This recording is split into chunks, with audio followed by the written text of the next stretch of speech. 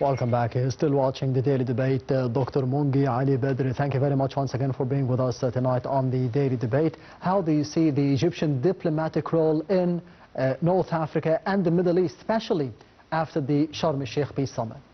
Let me say that the conference in Sharm el-Sheikh on 9th of October, it was in the city of peace, Sharm el-Sheikh, and in the month of victory, October.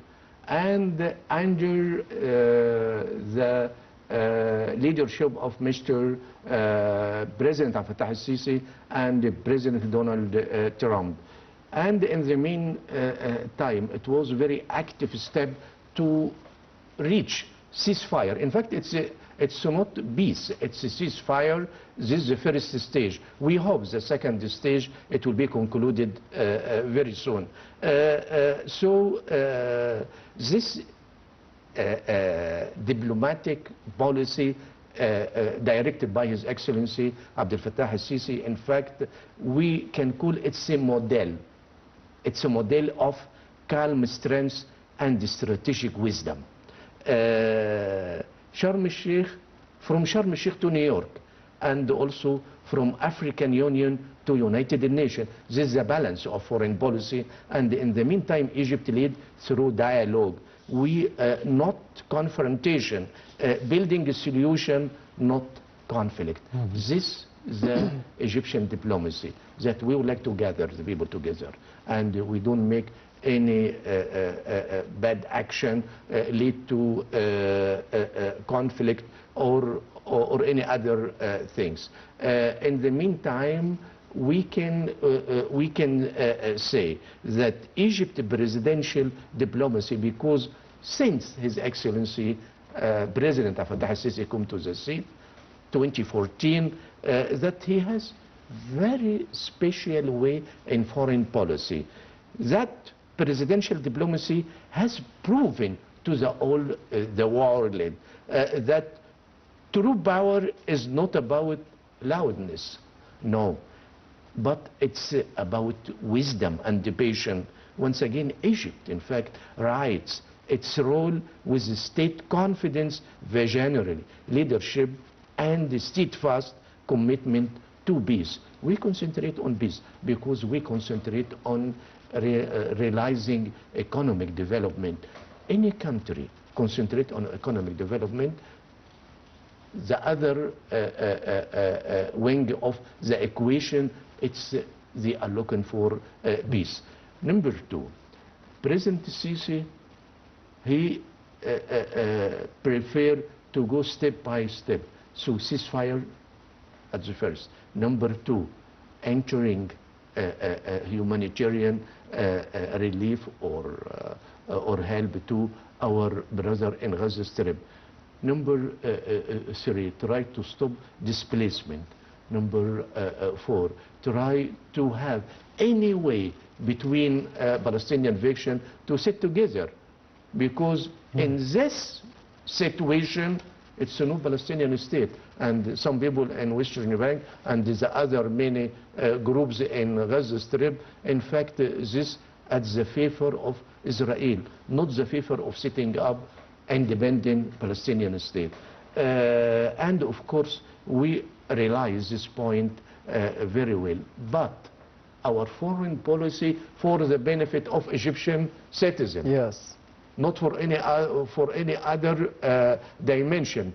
Our main concentrate, it's the welfare and the interest of Egypt. So I think, as a follower for foreign policy, that our main concentration, economic development, our main concentration to realize peace in the Middle East, our main concentration to put Egypt in a special stage, and also in the meantime to develop our people. How did you get this balance? Because we have seen pressure over Egypt or against Egypt and the Egyptians and the Egyptian leadership to be having more force in terms, maybe going to war, as some might have called it, to be going to war on behalf of the Palestinians, to be pushing the assistance, to be pushing the distribution of aid through the Rafah border crossing, despite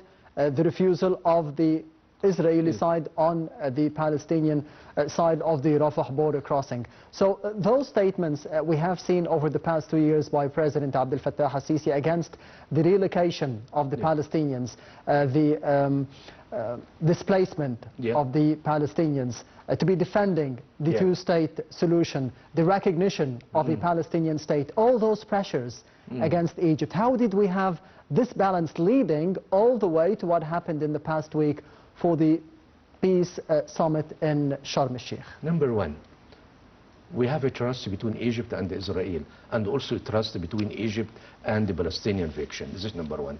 Number two, our policy depends on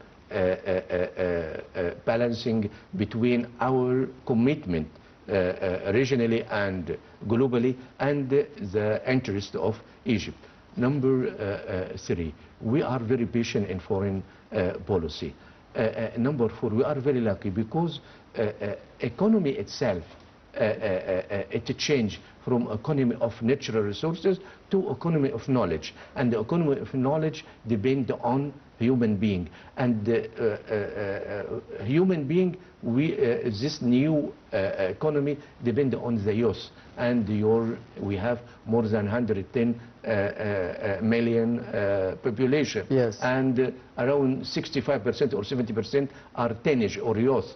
So for the first time for Egypt is that you have the assets to be developed country. Number four, your economy, it's very diversified. You don't account or you don't depend on one on oil or natural resource. No, we have very wide scale of natural resources and also human resources.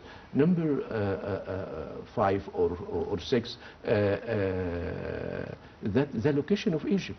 You have very dynamic location, and in the meantime you are in the middle of east and the west, north and the south. The last point which I would like to mention that our foreign policy and economic policy, that we concentrate on the industry which have high value added, and in the meantime we try to have a lot of land reclamation, especially desert, to conclude what? To conclude food security. You see, so now we concentrate on food security, to realize food security by reclamation and by the wise using of water. Number two, by infrastructure. You spent more than 11 billion Egyptian pound for infrastructure. The last point, by industry. Industry we divide to classic industry, which absorb a lot of workers, and another division we concentrate on industry which have high value added. You have many projects for white sand, and also green hydrogen, green ammonia, and also we have chemical sector. It's very strong, and we export a lot textile and ready-made clothes. You know that the decrease of export from Asia, we try to compensate this margin. So our export from ready-made clothes, it's increasing, and we attract a lot of investors in this sector. As I mentioned at the beginning of this episode, that the cost of labor in Egypt, it's very competitive compared with our neighbor. So you see that we try to use or to change a challenge to benefit to Egyptian economy. By what? But the wise policy, patient behavior, trust, which we succeed to have from all or most of countries. We maximize our assets, even if it's using land on the banks of River Nile, which Mr. Prime Minister, who talked about this, and also His Excellency Mr. President, yes. When he received Minister of Waqf, he mentions that we should maximize the asset of this ministry because it's a huge assets. Yes, exactly. So you see that we balance between the small project and the big project, between East and the West, North and the South, and in the meantime we balance between the present and the future for our tonnage. Yes, thank you very much, Your Excellency, Dr. Mongy Ali Badr, the Minister Plenipotentiary and the board member of the UN Association of Egypt. Thank you very much once again for being with us tonight. Thank you. It's my pleasure. Anytime. And this brings us to the end of the daily debate for tonight. Thank you for watching, and I'll be seeing you next week.